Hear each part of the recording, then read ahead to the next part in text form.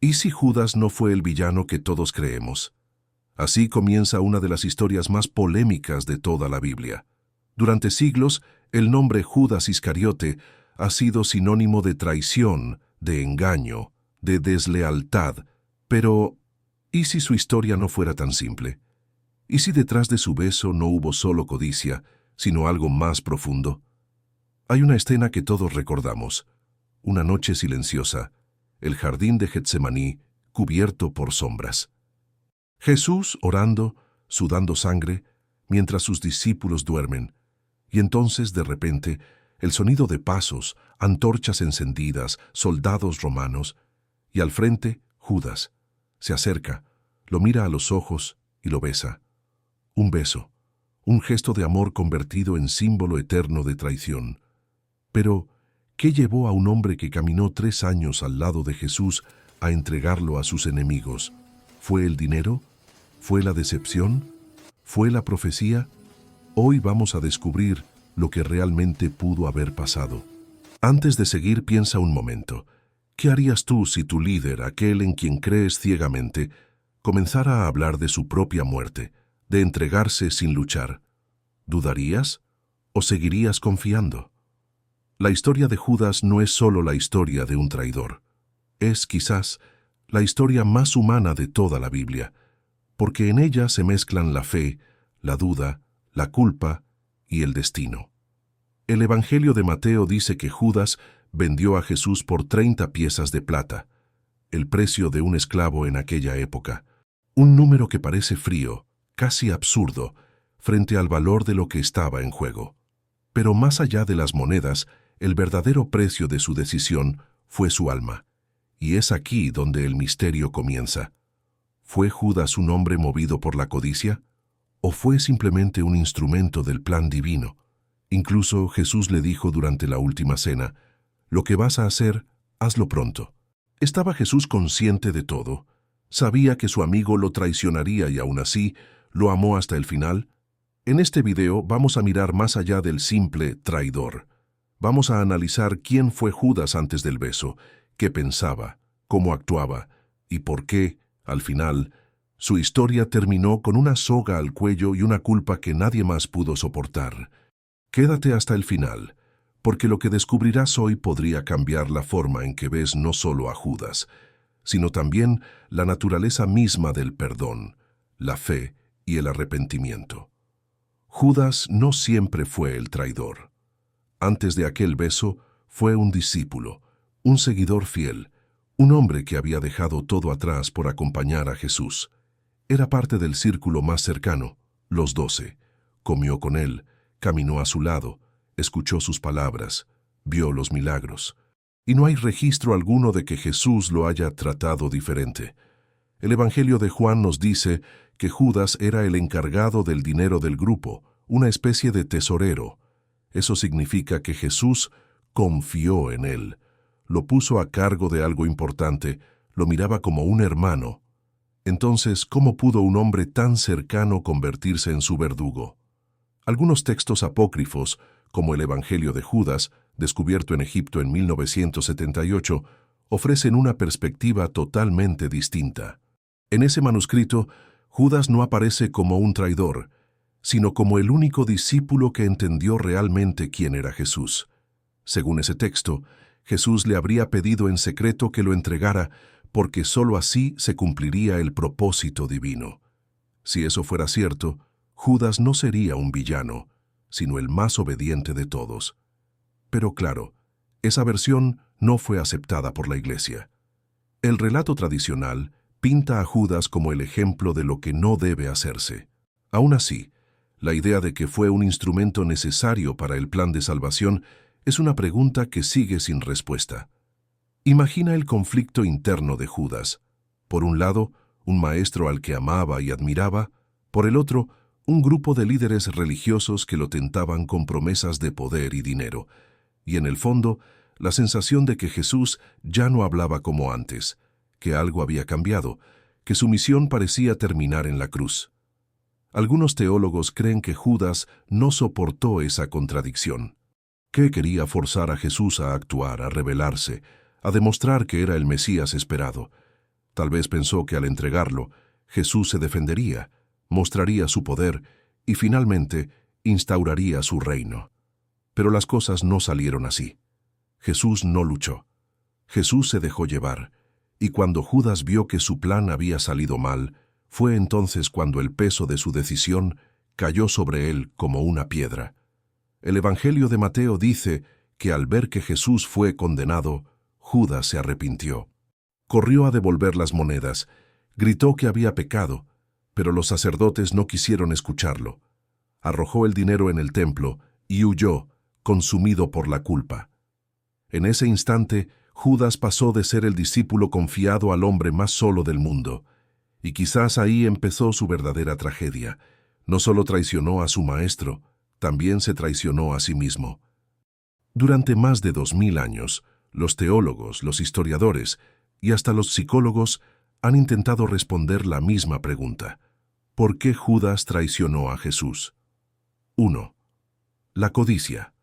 La versión más popular y más simple dice que lo hizo por dinero. 30 piezas de plata, un pago insignificante comparado con la magnitud del acto. Pero ¿realmente alguien vendería a su maestro, a su amigo, por tan poco? Algunos estudiosos señalan que Judas no era pobre. De hecho, al manejar el dinero del grupo, probablemente tenía acceso a los recursos necesarios. Entonces, la explicación económica parece demasiado débil. Quizás las monedas fueron solo un símbolo, no la verdadera motivación. Tal vez lo que Judas buscaba no era riqueza, sino poder, control, protagonismo. 2.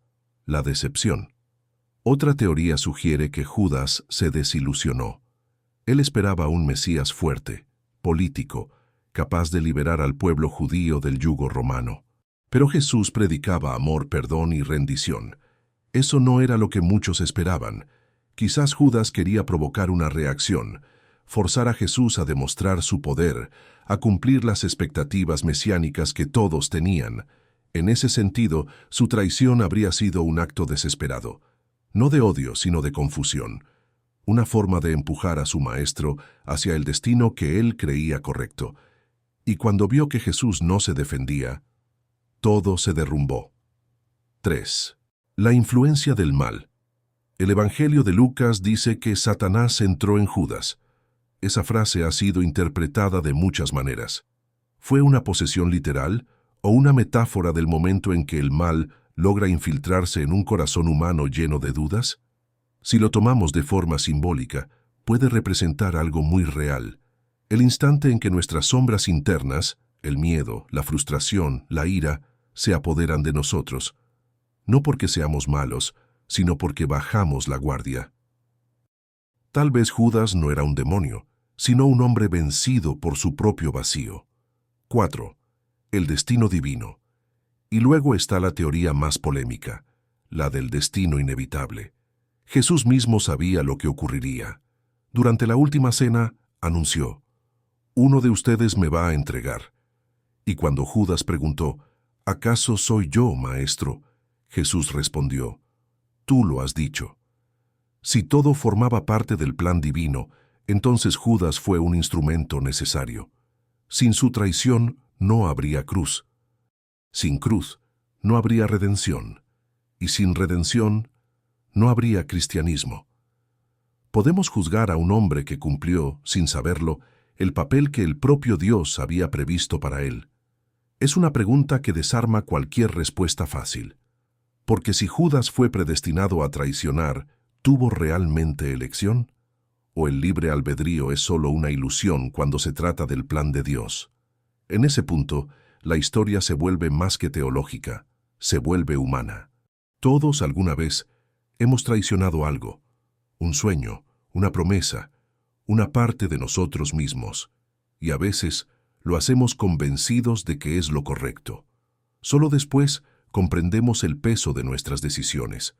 Por eso, más allá de las monedas, más allá de la profecía, el acto de Judas revela una verdad incómoda, que incluso en los que caen hay dolor, confusión y un deseo profundo de redención.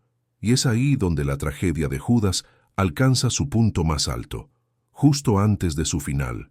Dicen que Judas terminó su vida colgado de un árbol, solo, sin esperanza, que la culpa fue más fuerte que su arrepentimiento, pero también dicen que antes de morir lloró, y que esas lágrimas fueron tan sinceras como las de Pedro después de negar a Jesús. Entonces surge otra pregunta. ¿Acaso Dios no podría haberlo perdonado? ¿Es la culpa eterna, o el perdón realmente lo abarca todo? A lo largo de la historia, Judas fue condenado por millones, y su nombre se convirtió en una maldición. Pero si miramos más allá del estigma, vemos a un hombre roto, un ser humano que creyó hacer lo correcto, que dudó, que se equivocó y que no soportó el peso de su error. Quizás el verdadero mensaje no sea no traiciones, sino aprende a volver, incluso cuando hayas caído. Porque Judas no regresó. Pedro sí, ambos fallaron, ambos traicionaron. La diferencia fue que uno buscó el perdón y el otro se rindió ante la culpa. La historia de Judas nos confronta con nuestra propia naturaleza. Todos en algún momento hemos elegido el miedo sobre la fe, el silencio sobre la verdad, el ego sobre el amor. Y aún así, siempre hay una posibilidad de redención. Imagina por un momento si Judas hubiera esperado un poco más. Si hubiera estado ahí, al tercer día, cuando la piedra fue removida del sepulcro, habría encontrado también el perdón. ¿Habría entendido que el sacrificio de Jesús también lo incluía a él? Tal vez el mayor error de Judas no fue la traición, sino no creer que podía ser perdonado. Esa es la tragedia más humana de todas, pensar que nuestro error es más grande que la misericordia de Dios. Hoy, 2000 años después, su historia sigue viva porque sigue hablándonos. Nos recuerda que el bien y el mal no siempre son tan claros, que la fe y la duda caminan juntas, y que incluso quienes caen pueden ser parte de un propósito mayor. Y si algo podemos aprender de Judas, es esto: no hay traición tan profunda que el amor no pueda transformar. No hay oscuridad tan densa que la luz no pueda alcanzar. Tal vez no sepamos nunca toda la verdad. Quizás Judas fue un traidor, o quizá fue el discípulo que más entendió el sacrificio. Solo Dios lo sabe. Y tal vez en el silencio eterno, también él encontró el perdón que buscaba. Si esta historia te hizo pensar, te invito a quedarte. En este canal exploramos los misterios que la Biblia no siempre explica, las dudas que pocos se atreven a preguntar y las respuestas que pueden cambiar la forma en que miras la fe. Suscríbete, comparte este video y dime en los comentarios, ¿crees que Judas fue un traidor o un instrumento del destino divino? Nos vemos en el próximo episodio. ¿Por qué Pedro negó a Jesús 3 veces?